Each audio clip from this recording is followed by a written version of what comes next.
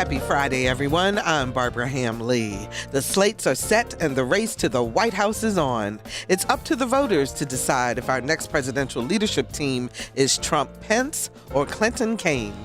The national conventions of both parties got off to a rocky start, but ultimately ended in unity. Or not. Up next on Another View, complete analysis of the RNC and DNC conventions and what we can expect next on the campaign trail. It's the Claville Report on politics. Stay tuned. We'll be right back after this news from NPR.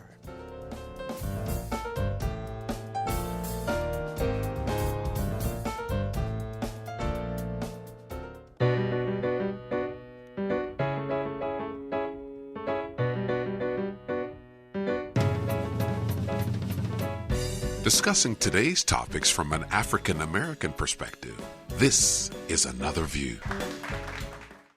I humbly and gratefully accept your nomination for the presidency of the United States. And so, my friends, it is with humility, determination, and boundless confidence in America's promise that I accept your nomination for President of the United States. The conventions are over, and we now have two nominees, one for each party for President of the United States. Good afternoon, everyone, and welcome to Another View. I'm Barbara Ham-Lee. So here's the question. Have you been glued to your TV and radio over the past 2 weeks watching democracy in action at the Republican and Democratic conventions? I know I was. Were you inspired, disgusted, disinterested, riveted? For analysis of the convention and what's to come, we welcome Hampton University constitutional law, political science, and history professor, and our friend Eric Claville. Hi, Eric. How you doing? Hi, Barbara. Good. Great to be here. So glad that you're here to help us out with this. And joining us by phone is Associate Professor of Law at and we are waiting for our other guest, who will be Amos Jones from Campbell Law School in Raleigh, North Carolina, and he will be joining us shortly. So, let's get started. Let's do. Wow, what a convention! What 2 weeks, right? I mean, a lot of drama in the beginning of both conferences, and at the end we got some unity or not? What do you think? Well, Barbara, you're exactly right. I mean, tons of exciting things happened these last 2 weeks. We really saw the Democratic National Convention, which just ended last night, end on a high note with Hillary Clinton taking the stage and really making history. Exactly, the first female nominated for a major party to have the chance to be voted as Commander-in-Chief and President of the United States of America. Now, this comes on the heels of the first African-American president nominated in 2008 and winning again re-election in 2012. So there's been a lot of firsts for the Democratic Party and for America by way of the Democratic Party. I guess I should say that. So it's really a historical period. Mm-hmm. And then in contrast, you have the RNC convention, which I call the Trump convention. Because if you really look at that particular convention, many top Republicans did not show. They had things to do back in their quote-unquote districts. Even Governor Kasich. And they were considered, it's that they kept saying, well, the establishment didn't show up. Right. But the real people did show up at the RNC. Well, I don't know who they were because there were you only had the major supporters of Donald Trump that were there. Of course, Ben Carson, he gave a speech. Doug Christie gave his speech. Chris Christie gave his speech. And then you had a few other Republicans that ran for president, Scott Walker, governor of Wisconsin, and I think Marco Rubio also spoke. And Ted Cruz, of course. Yeah, we're going to get to Ted Cruz. He spoke, and wow, did he speak ever. Let me tell you, you see that relationship between Trump and Cruz. Well, and I want to talk about that, but let's bring in Amos Jones, who is professor of law at Campbell Law School in Raleigh, North Carolina. Hi, Amos. How are you? Good afternoon. Good to hear your voice again. Absolutely. You too. And your brother Eric is here too. And Yes. we're here to talk. We're talking about, excuse me, the conventions. And Eric was just mentioning that the RNC and what happened with Ted Cruz and Mr. Trump. I'd like to get your take on that.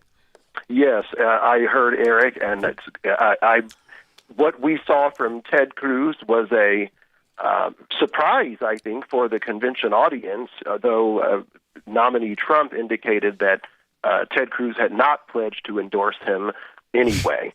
But I believe what we saw was a setup for Ted Cruz's eventual run in the future at some point, perhaps again for the Senate, maybe even for president in 2020, either as a challenger to Donald Trump or as an I told you so Republican primary contender.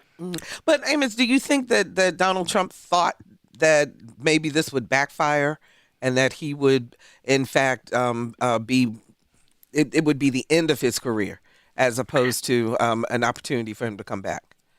I think that thought did cross the mind of Donald Trump. I don't know that Donald Trump invited him for this purpose, but I think a person like Donald Trump, who's been very strategic over the years, runs decision trees, and I believe probably thought of all the possible ways in which Ted Cruz might speak and what he might say, and the possible outcomes of all of them. And there was almost no way that Ted Cruz's speaking at that convention could harm Donald Trump.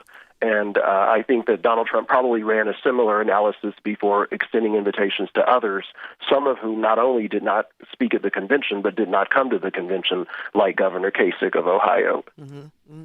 It was a stark contrast to me watching the Republican convention, the audience, and the Democratic convention, the audience. Talk about that, Eric. Yeah, actually, you're exactly right, Barbara.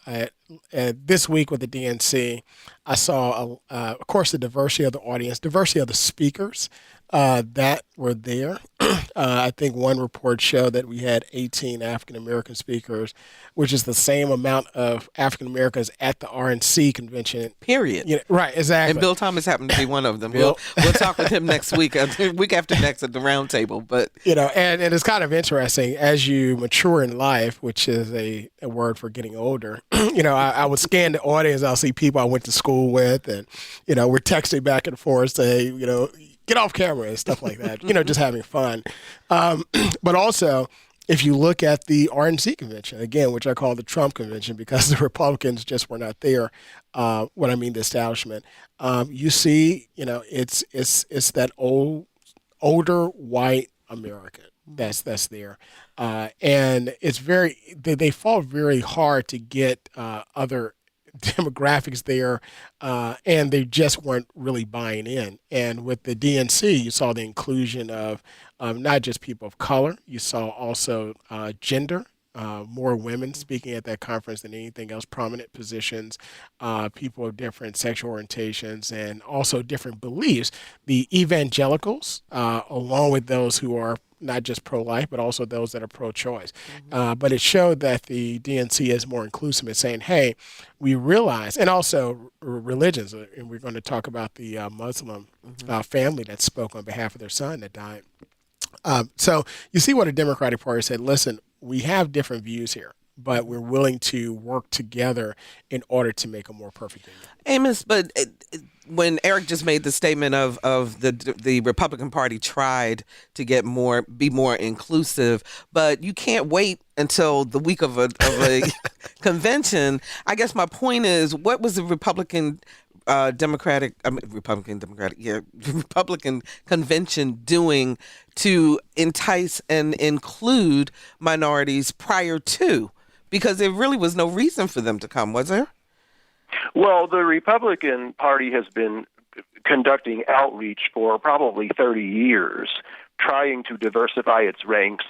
It's interesting because the Republican Party, when you get down to it, is really reflective of the way the country operates in actuality.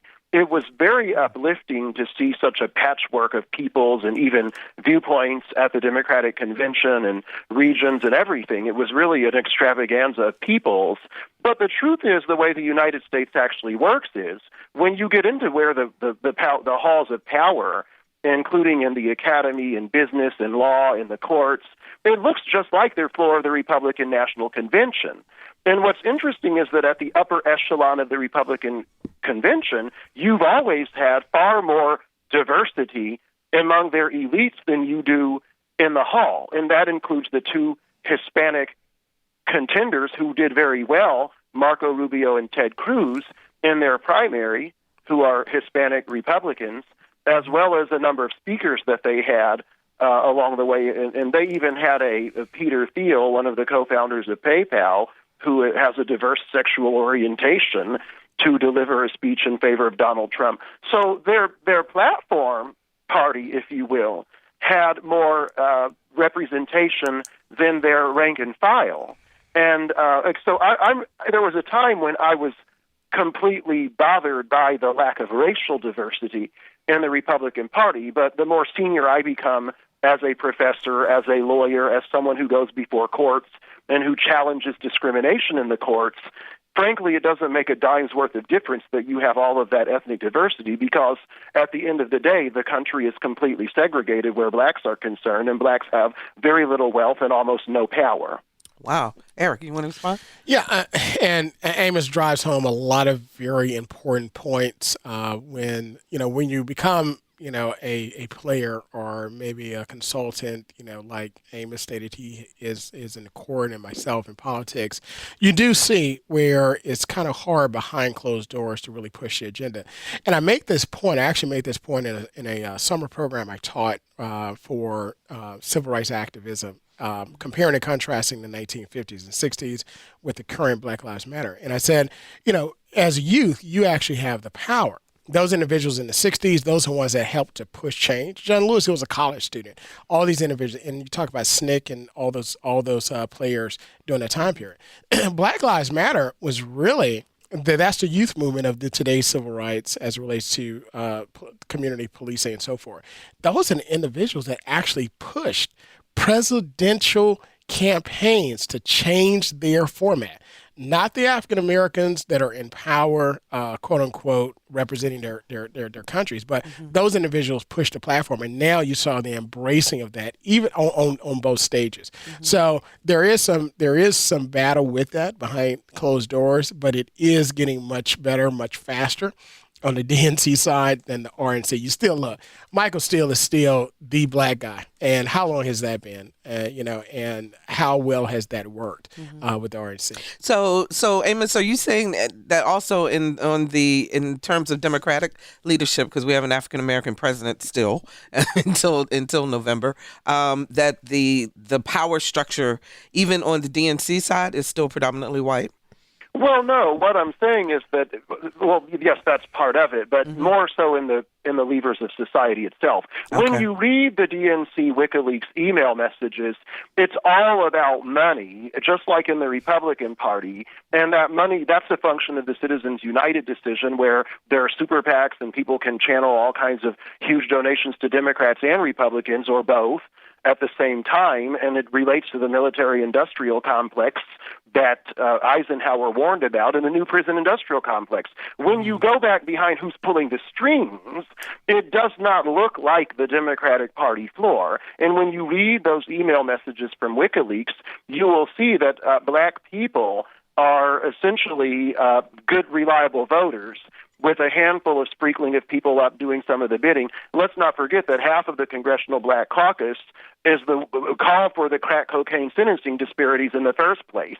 And in the District of Columbia now, it's a big Democratic position to be for the legalization of marijuana. We're going to look up in 20 years and find that more black people are in jail over that with records, because people think that you can smoke marijuana in public and at the wheel of a car, and it's not working out, and we're going to act surprised in 20 years like we always do and figure it out when it's too late and everybody's in lockup. Now, I say these things as a Democrat. I've never voted for a Republican before, but I'm a black person from the South who has a lot of realistic views that might seem to be conservative to people. So I have to look at this as I see it and look at what's really going on. The Democratic Party may have Jim Clyburn up there up high somewhere, and they may have had Ron Brown, and it's nice that we had Loretta Lynch and that we had Eric Holder, and Eric Holder gave a speech at the convention, that we have Barack and Michelle. But at the end of the day, the wealth disparities between blacks and whites are greater now than they were in the 60s. So we're being left behind at a time of economic expansion. Maybe it would have been worse if we had not had 2 black attorneys general. Maybe it would be worse. But again, as a person who goes into the courts of this country and takes on these issues on behalf of discriminated against blacks, women, people from other countries, and people with disabilities and people over the age of 40, there's not a whole lot of difference given the fact that money has corrupted everything, and the big shots are the people who fund these people and these judges who want to move up the bench. And that's something that's happening behind the scenes that people who've never fought for real don't even understand because they don't know it's happening. And those of us who fight the fight are afraid to talk about it because we're afraid of recriminations, particularly from these judges. So it's really a problem. But again, I lay my partisan identification out there so that people won't tune me out and think that I'm here trying to promote the Republican Party. I'm not. I just think that black people who are going to be voting need to identify what our problems are and find a candidate or candidates who speak to those and have a real program. 440-2665 or 1-800-940-2240 are the numbers to call to join our conversation. It's the Claville Report on politics, and we are analyzing the DNC and RNC conventions. We'd love to hear your take on what's going on and where we move from here. 440-2665 or 1-800-940-2240. Eric, does the Democratic Party take the black vote for granted? Yes, and I say that I say that unequivocally with belief that I do know that the DNC does take the black vote for granted because you look at the policies that were put forth. Amos was just talking about that. One thing that the African-American vote has always been faithful to the DNC. However, a lot of policies that have been put forth have not really favored African-Americans. And Amos brings up, again, a lot of great points as it relates to the economic gap, also when it looks to, the school-to-prison pipeline and all of these things. So it really takes the voter, and this is what we educate voters on that I do. We have this huge democracy. We have this political machine that's run by big money. Okay. However, an elected official is only elected with one man, one vote. You have the power.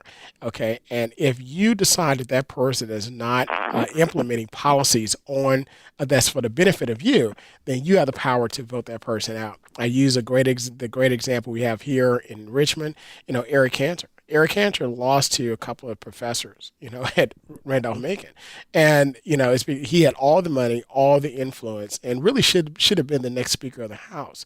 However, because he forgot about his people that he's representing, they forgot about him. So no longer is he an elected official, but he's an unelected official. However, again, if you look at the DNC and their platform, if you look at the movements within the DNC, also a lot of appointments in the DNC now, not just the people you see in the spotlight, but behind closed doors, the chief human resource officer who's a Hampton alum. You look at other individuals who are appointed in various states. Those individuals are people of color, and those individuals are they've come up in the Democratic Party, and they're helping to push change, but it's really on the voter. Amos, so there's going to be a whole bunch now because it's already started. I mean, it's been going on all along, but this whole name calling and the vitriol and the back and forth, what and how should voters weed through all of that and really get down to the issues so that they can make an intelligent choice in November? Voters must focus on their priorities from their moral position and from their material position and from the position of what they think is best for both the country and their own communities and families. If they do that, they will come to some core priorities. For example, if you think that the country needs to change in the way of having a more independent political leadership in the executive branch, if that's your priority, you're voting for Bernie Sanders in the primary, who's no longer in it, or Donald Trump, if that's the priority. If you think that the major parties are all sold out And if they're sold out and black people don't have any money, that means the black faces in office are largely doing the bidding of people other than the poor blacks they represent. And poor blacks is essentially redundant if you read the Democratic email and if you understand the reality of the economics of this. So if that's your priority, you're going to vote in a different way from somebody whose priority is who says the best things about police killings or who has the right policy on police killings. That may take you in another direction. So people need to clearly define what is needed at this particular point. I will say this about black voters. Even if the Democratic Party takes black voters for granted, that is not entirely the fault of the Democratic Party. As even Donald Trump has written, your leverage in a deal is your ability to say, I don't need this, and to get up and walk out and to withhold your assent to the deal. If black people were to demand more, and when black people have demanded more, blacks have gotten more, and blacks have switched. After the Civil Rights Act of 1964, that's what really began the large alignment of blacks in the Democratic Party that had begun back with the New Deal. Right, because they were Republicans prior. Right, they were Republicans prior too. Exactly, and that was very thoughtful of black people to step back and say, wait a minute, it may be time to switch over. We've got this Southern Democrat, former Senator Lyndon Johnson, passing all this stuff, and he's doing it at great expense to him. Maybe we need to move over. And I'll say a lot of blacks remain Republican even through the 70s. And here's the last point on this question of how do you deal with the negativity. You look over it, and you look at what people have done and what they're promising to do and the likelihood that they can deliver and how they're going to deliver. Richard Nixon did something very interesting that kept a lot of blacks, especially business persons, very loyal to Richard Nixon despite his corruption. And that was his insistence, and it's in a scene, depicted in a scene from The Butler, where the urban rebellions are happening and Nixon's been elected on Law and Order, and he says, why don't we make black power, instead of about black power being fists and stuff, let's make it about black business empowerment and black enterprise. And so he started the minority enterprise small business investment corporations that gave black businesses 5 times the Small Business Administration loans, backed by large established companies who were given incentives, and that created a huge number of black businesses and millionaires. In Atlanta, 21 black millionaires were created by the airport project in the 70s alone. And that was a Maynard Richard Nixon motif. And if we think that way, then we'll know whom to vote for at any particular time. And we got to demand those types of policies, which is what Hillary told Black Lives Matter when they cornered her. And she said, they didn't corner her. She was kind enough to give an interview in cameras were rolling. She said, you can't make people love you, but you can tell us what to do and what your program and policies are, and bring those and push for those and often succeed in getting those implemented. Sure. That's what people need to look at other than beyond the rhetoric and the name calling, which you're always going to have. Absolutely. If you're just joining us, we're talking with Professors Eric Claville of Hampton University and Amos Jones of Campbell Law School about the Democratic and Republican conventions. 440-2665 or 1-800-940-2240 are the numbers to call to join our conversation. What did you think about the 2 conventions and where we're moving forward? Kima joins us from Hampton. Hi, Kima. You're on the air. Honored professors. I'd like to say the fundamental issue is our voting system. As you professors know, we have first past the post voting system. If we had an alternative, like say a ranged or instant runoff system, we wouldn't have these fundamental issues. Okay, we'll take your comment, and Eric, you want to respond? Yeah, Thanks for calling. I think the voter is speaking of a parliamentary type of voting where you get a certain amount of votes for your particular party being represented, as opposed to having a 2-party system. Like I said, I think that's what the voter's talking about, and that's been a discussion that's been had in politics and really the political system across the board. So for countries that have parliament, you get a certain amount of every party that receives votes get a certain amount of representatives in parliament, and then of course your prime minister is then voted upon. So there was a big difference in the way that the Republican candidate viewed America. versus the Democratic candidate. I'm going to play some tape. Let's play the Donald Trump clip first. Our convention occurs at a moment of crisis for our nation. Homicides last year increased by 17%. The number of police officers killed in the line of duty has risen by almost 50%. Nearly 180,000 illegal immigrants with criminal records ordered deported from our country are tonight roaming free to threaten peaceful citizens. Nearly 4 in 10 African American children are living in poverty. 2 million more Latinos are in poverty today than when President Obama took his oath of office less than 8 years ago. Our trade deficit is $800 billion. ISIS has spread across the region and the entire world. The situation is worse than it has ever been before. So, Eric, when you listen to that, it makes you scared to get out of the bed in the morning. Yeah, it's like, hey, I'm in a war zone. I need to go get as many guns as possible. But what Donald Trump is doing, he's playing on the fear, and which is why he's so competitive in the polls. Okay, and this is something we'll talk about in just a moment. He's playing on the fears of individuals in this country, taking events that have happened and kind of generalizing them and then exploding them about what ifs. This is simply a copy and paste of the 1981 Lee Atwater Southern Strategy.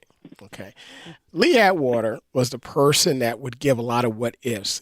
Maybe they did come in and steal this. I don't know. We just need to go take a look. He'll give that what if, and then he'll step back. Now, that strategy removed him from for being liable for slander, okay, because he didn't say that the person actually did have it and didn't have knowledge of it. But what it created doubt and it created fear. That speech that Donald Trump gave is the same type of speech that Goldwater and the others gave during the 1950s and 60s during the election period when they saw African Americans pushing for more civil rights and more equality throughout society. So again, from one of the principles I teach from, there's nothing new under the sun. What was is, what is shall be. This has happened before. And again, it's fear-mongering, and it's making individuals feel very afraid and having trepidation about the change that the country is going toward. So, Amos, when Donald Trump talks about being the law and order candidate, is that code for African Americans and Latinos? It might be. I think but if it is, and if he's scaring people, people are already scared. If people weren't scared, then Black Lives Matter wouldn't be having die-ins. Aren't they afraid? Clearly they're afraid. People are afraid of being abused by police. So if a candidate like Hillary calls for implicit bias training of police officers, which she did last week, or the week before rather, then is that playing to fears? Well, yes, and it's completely valid. I think that Donald Trump is speaking to that litany he gave articulated a set of deliverables. He's setting up some deliverables to bring about the 2 million additional Latinos in poverty over the last 8 years, about the blacks in poverty and black men in their prime, which is interesting because when Trump talks about the black male unemployment, he often will talk about black men in their prime, which is a very important distinction when you're looking at lifetime productivity. So, yeah, it's scary. Nothing new is under the sun, but FDR scared America so badly in 1937 and 38. When he was saying we might have to get into World War II, the New York Times called him a warmonger and a fearmonger, and they were completely wrong because his concerns were totally founded. And so what we have after last night are two different, I don't think they're even visions for America. I think they're two different descriptions of what's going on. I believe that ordinary American people, including people who are subject to police violence, people who are subject to even deportation, or people subject to crime, or people subject to having to go to one of these ill-conceived wars that we're in, that we've not gotten out of. All of this is the people in America, I don't think, feel the sense of optimism that the wealthy Democratic elites up on that podium this week felt. And I'm saying this as an objective scholar, not as someone who's trying to endorse the Republican approach. I think we have to be fair. And the people I talk to, everybody's scared. Well, and let's play the Hillary Clinton clip that we can hear the difference in tone. Tonight, we've reached a milestone in our nation's march toward a more perfect union. The first time that a major party has nominated a woman for president. After all, when there are no ceilings, the sky's the limit. Our country's motto is E pluribus unum. Out of many, we are one. Will we stay true to that motto? Well, we heard Donald Trump's answer last week at his convention. He wants to divide us from the rest of the world and from each other. He wants us to fear the future and fear each other. Well, you know, a great Democratic president, Franklin Delano Roosevelt, came up with the perfect rebuke to Trump more than 80 years ago during a much more perilous time. The only thing we have to fear is fear itself. So that plays a little bit to what you were just talking about, Amos. Right. That's her cherry picking after he had been bashed by everybody for foreseeing the threat of Germany in Western Europe. After he got us into the war, he had to tell everybody, oh, don't fear anything. And then, of course, the greatest generation went off and fought and died. So what we have is beautiful, soaring rhetoric. I mean, this could have been Millard Fillmore talking century or more ago, because it was all so vague. I mean, I was very inspired watching every night of the Democratic Convention, and I was also intrigued watching every night of the Republican Convention. But what was so amazing about the Democratic Convention is I almost forgot by day 3 that we have all these problems. I forgot that there were police officers being shot in our cities and that there were black men being gunned down all the time. I forgot that there are 25 active race discrimination employment complaints that I have against the Department of Defense schools on behalf of minorities of all kinds, because the Department of Justice wants to beat back these complainants.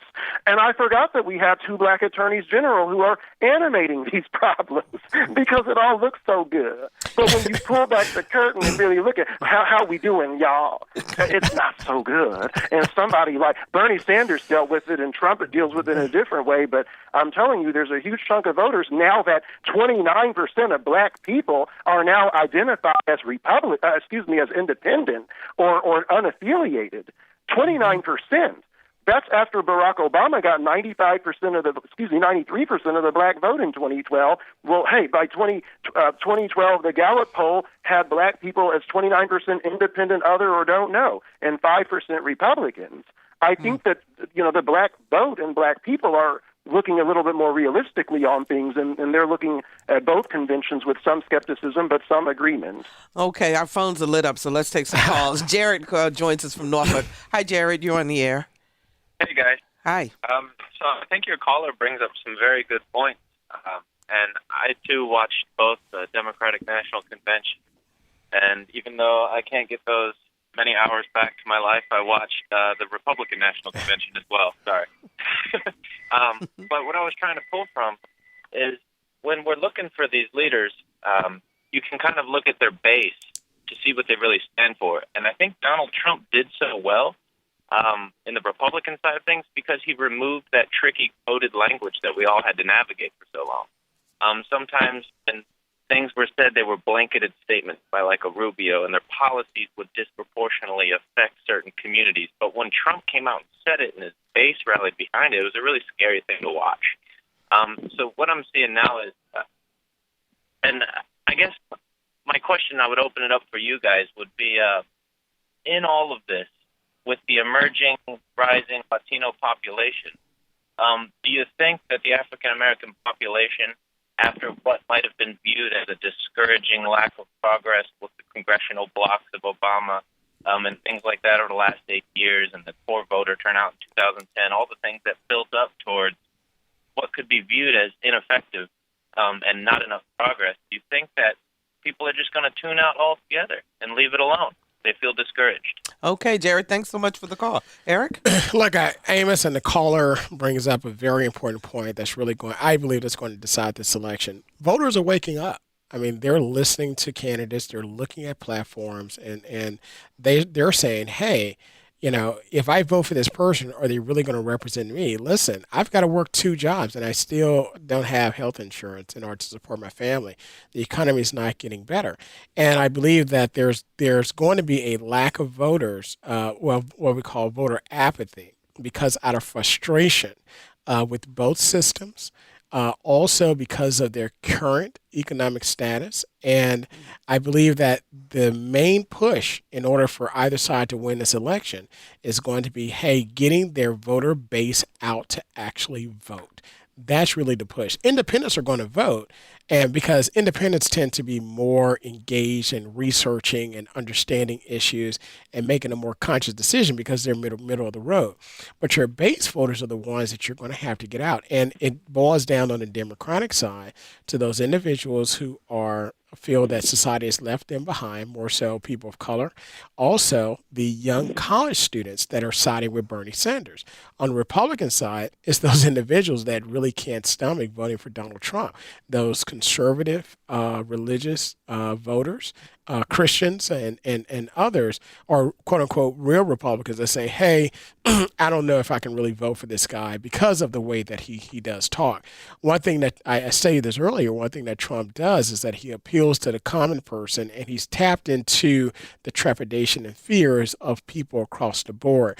But really what it's going to boil down to is, do you trust Trump or do you trust Hillary Clinton and the system? And so that trust issue is across the board. It is. Rob joins us from Norfolk. Hi, Rob. You're on the air. Hey, how are you? Okay. I have a question regarding the WikiLeaks and if they're going to be a problem, because from what I read, and I could be wrong, but it seems like the DNC did a lot of shady work and on Bernie, and it's going to be hard once that information gets out and more people know about it for people like myself who was supporting Bernie to get behind Hillary. Okay. Because it feels like she did steal it. And I was wondering if there was any connection. They wanted to blame the Russians, but, if I'm not mistaken, doesn't Obama and Hillary have something go down that came out in the first batch of WikiLeaks regarding something about uranium or something, and money being transferred through Canada into, I believe, the Clinton Foundation? All right, let's see what we can find out. And Amos, I'm going to turn to you to answer this question. Yes, there's all kinds of stuff in those WikiLeaks, and there's so much and more coming out that you could put 5 reporters full-time on that and findings. There is a search box on one of the websites where you can look for people's names, and it was interesting that Governor Pat McCrory of North Carolina's name came up 100 times, and what was learned is that the transgender bathroom issue in North Carolina and the state legislature's actions on that Charlotte City ordinance were used to generate all kinds of big money from people interested in transgender bathrooms in the Democratic Party, and it really mobilized people. And it's just, it's seedy, but this is what happens with money in politics. The money as to economic advantage for individuals or the Clinton Foundation, there are some indications that there may have been some email about that, and there's more to be seen. So we just have to watch and go and call those documents for ourselves and see what's in them. But the issue does go back to what Professor Claville said, which is trust. And the question is, whom do you trust? But trust as to what? If you want to trust someone to really put racism and policing on the agenda, again, let's just be honest. If that's your issue and that's what you're looking for trust for, you're voting for Hillary Clinton. If you think that what you need is some economic empowerment and some Richard Nixon-style affirmative action for black businesses, because in the black community, trickle-down economics may not have been shown to work for everybody, but black people do trickle-down economics. Because when a black person has a business, they tend to invest that money in the community and hire each other. They help their family. And so you actually get a trickle-down. They put the money in the church. So you get a trickle-down effect in the black community. So a rising tide, if channeled to the black community, could lift all boats. So whom do you trust to have a black enterprise jobs program at this point? It might be Donald Trump. That's the trust question. One quick thing on Hispanics. That was a very important point that the caller before made about what the Hispanics are going to do. In the Nevada caucuses, Donald Trump got more Hispanic votes, and it was a small group, of maybe 70 voters. But he got more Hispanic votes than Marco Rubio and Ted Cruz combined. And in an NBC-commissioned SurveyMonkey scientific poll in May, 29% of Hispanics indicated supporting Donald Trump. Now, Hispanics do not turn out like blacks and whites. In 2012, 48% of eligible Latino voters voted, compared to 67% of eligible white voters and 64% of eligible blacks.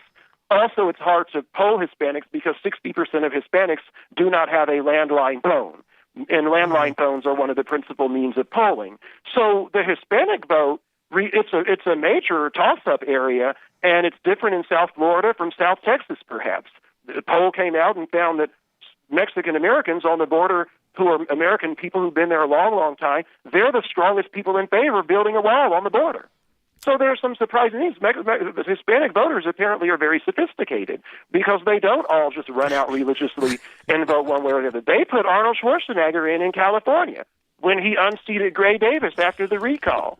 So, this Democratic theory that dark people go out running behind Democrats because they put some brown faces on prime time doesn't seem to carry a lot of weight when you read the actual data and election results. Yeah. Go ahead, Eric.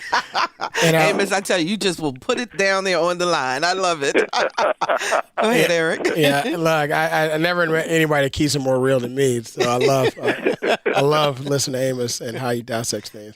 But he's exactly right. When you look into those emails and so forth, you'll see that the system it is run by money. Keep in mind, there's going to be $1 billion spent on each side of this election. Okay, that's $1 billion. Yes, you said with a B. Yes, $1 billion. Heck, the last 2008 was $1 billion. 2012 was about $1.5 billion. So you're looking at $2 billion. It just keeps going up, up, up. And let's not forget that terrible case that was decided in the U.S. Supreme Court that allows anyone to create a super PAC and pour in as much money as they want, even a foreign country. So one of the worst decisions, really, as it relates to politics, to influence our current elections. But that's the reason why I stated earlier that the voter has awakened. They're looking at these issues and saying, wait a minute, I'm getting left behind. I'm not getting ahead. And then sometimes I can't even catch up. With the Bernie Sanders people even walking out of the convention. And look, it's going to be very hard to get those voters back, I'm telling you. Right now, the election is neck and neck. And I said this months ago. I said, right now, the election, the polls don't show it, but on the ground, they're neck and neck because of the frustration of the American people with the system. And this isn't a shoe-in win for Hillary Clinton, I'm telling you. It's not. They're going to have to work hard. And for Donald Trump, he's just really sitting back and picking little issues apart and speaking plain language, even if it's uncouth, even if it's very rude, but he's speaking plain language to a lot of these issues, and people are catching on. But the question becomes, when you go into that voter booth, who do you trust to represent your issues? Well, we have to listen to Eric Claville because you were the first one of the first ones a year ago to say that Trump would even be in this position where he is now. I just want to say we've got about 3 minutes left and wanted to let the audience know next week Lisa Godley and I will be in D.C. at the National Association of Black Journalists Convention. And the Claville Report, the very first one that we did with Eric, has been nominated for a Salute to Excellence award. So congratulations, Thank you, Eric. so much. That is fantastic. And we are very excited. Eric and Barbara. Congrats. Yeah, so we're very, very excited about that. And so we will let you know if we actually win. So Thank you. so that is very cool. So very last minute, 1 minute each from you about what voters should be doing between now and November in terms of getting ready for the vote. Eric. All right, 60 seconds. Educate yourself on the issues.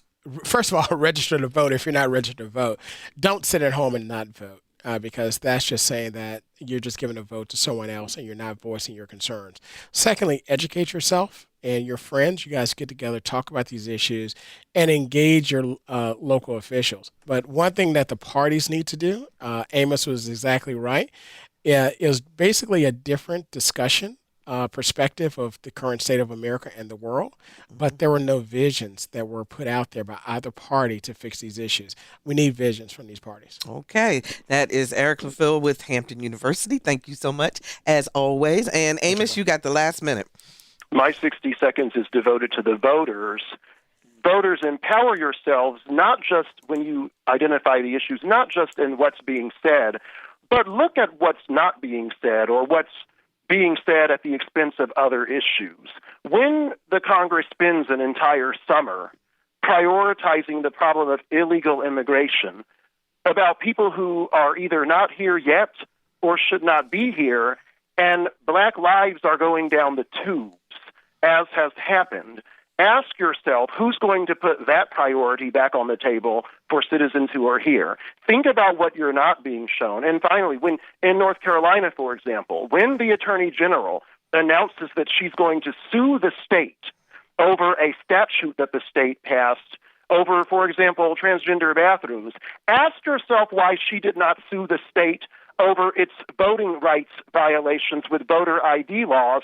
That is an actionable claim under the Civil Rights Act, the Voting Rights Act of 65, which Black people are actually included in, that Loretta Lynch did not rush down to the state for on that, and why that's a priority instead of Black voting and Black ID. I went to vote in North Carolina, and the only people at the table where you were pulled aside for documents were me and another Black person. And we joked about it because it was so predictable. And so, you were out of your time. We got you, Amos. I know that you are running through, but we really appreciate you. That is Amos Jones, and he is a professor of law with Campbell Law School in Raleigh, North Carolina. And we'll be right back.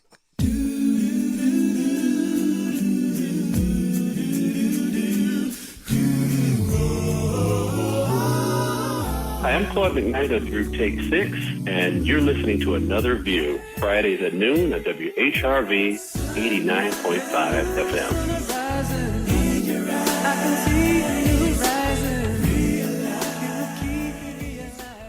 And welcome back, everyone. I was in the middle of a project when the email came across my computer that my friend and mentor, George Crawley, passed away this week. George Crawley believed in Norfolk and did all he could to make this city a great place to live, work, worship, and play. He was so many things to so many people. For me, he was one of the very first city leaders to greet me when I moved to Hampton Roads from Philadelphia in 1993. He encouraged me in my television management career and mentored me as I began my life in public service. Our Lisa Godley spoke with NRHA Commissioner Alfonso Albert, Executive Director John Konak, and School Board Chair Rodney Jordan about George and what he meant to the city and to them personally. He was a man of all time. Just one of the many ways those who knew George Crawley describe him. The Newport News native moved to Norfolk in 1963 and almost immediately began his work on an anti-poverty project in Ghent. His goal, to move 3,000 residents out of poverty. Alfonso Albert says he was his mentor. George was knowledgeable, had a very keen mind when it came to not just public administration, but many things that impact people in general. Between 1964 and 1973, George Crawley headed the Southeastern Tidewater Opportunity Project, or STOP, giving preschoolers a leg up on their education, creating educational opportunities for adults, and implementing job training programs. Under his leadership, STOP's $200,000 annual budget grew to more than $9 million. In 1973, he became the Assistant Director of Human Services, making him the highest-ranking African-American City of Norfolk employee. John Konak knew George Crawley for 34 years. Incredible teacher, mentor, healer, innovator. As bureaucratic as it might sound, he was an administrator. George Crawley was Norfolk's Assistant City Manager for 14 years. He was also the first African-American to hold that title. He had an amazing capacity to take huge, complex projects and break them down so he could work with staff. As a bureaucrat myself, I really appreciated that he had the ability to just manage a large number of people and keep them focused on on a common goal. He orchestrated a community policing program, also known as PACE. When George Crawley retired from city government in 1996, his retirement party brought a sea of city employees to Chrysler Hall to wish him well. Alfonso Albert remembers one conversation in particular that he had that day that he's never forgotten. Vera Franklin said to me, she said, Al, nobody is indispensable, but she said, Lord knows George Crawley came as close as anybody could get.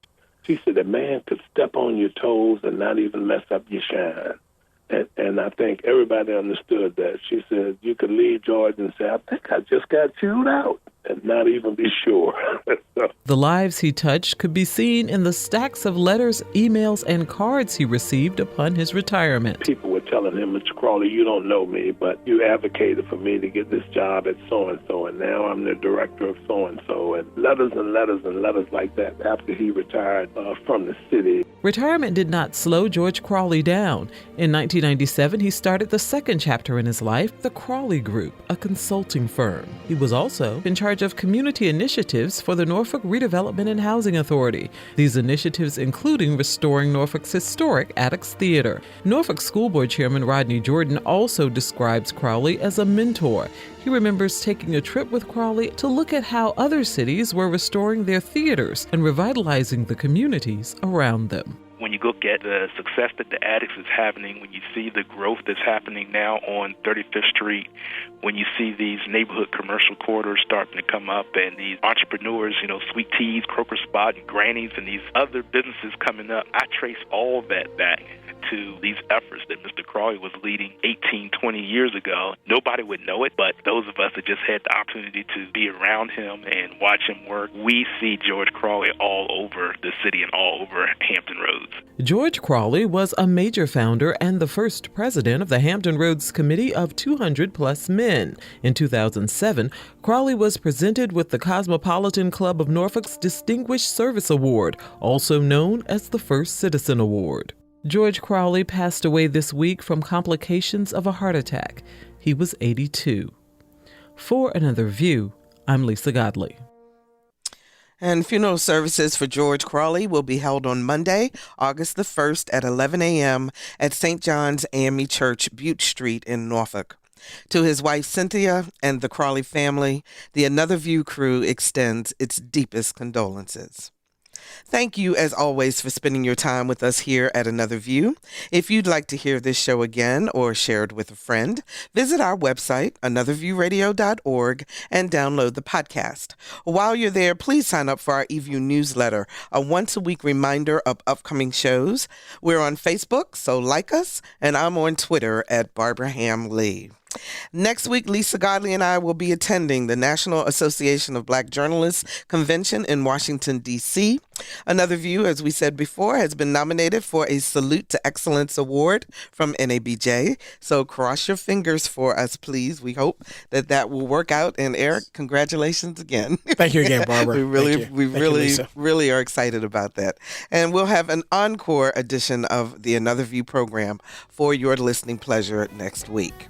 Our theme music was composed and performed by Jay Sennett. Lisa Godley is our show producer. Victor Bowen is our audio engineer. And Dory Morrison, thank you, Dory, answered our phones. I'm Barbara Ham Lee. Make it a wonderful weekend, everyone. We're back live with you again in 2 weeks for Another View.